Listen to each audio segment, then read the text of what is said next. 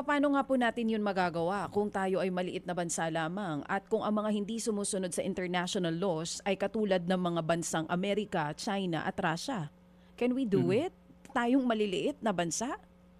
Uh, of course, no, if we're matching force by force, military force or economic power, uh, malalaking mga bansa to, no?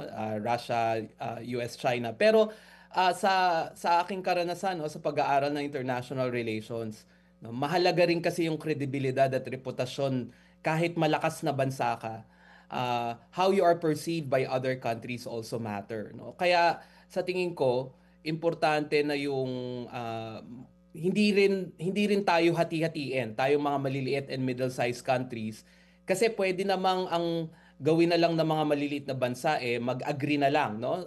Sumabay na lang, kumampi na lang dun sa mga malalakas na bansa.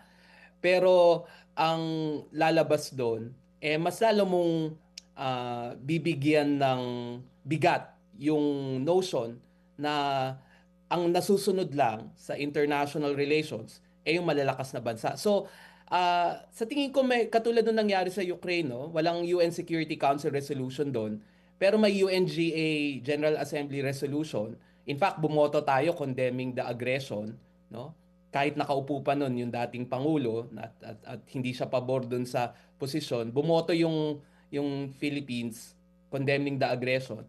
But it sends a signal to the big powers na kung kaya nyong gawin yung gusto nyong gawin, pero yung mga kahit kami maliliit na bansa, we will stand by international law and the international rules of the game. And hopefully, no, magkakaroon ng mga leadership changes dito sa mga malalaking bansa na to, and their policies will change back to yung mga nakagawian na nilang polisiya defending the rules-based order. Mga kapatid, brothers and sisters, saan ka pa? Dito na tayo sa totoo.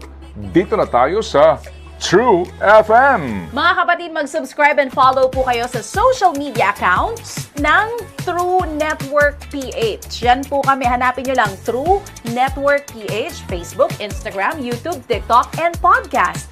Mapa Apple or Spotify man yan, mahahanap nyo kami. Lahat ng mga napapanood at napapakinggan nyo po sa programa, nasa social media accounts namin yan. So, paano mga kapatid? See you sa social media!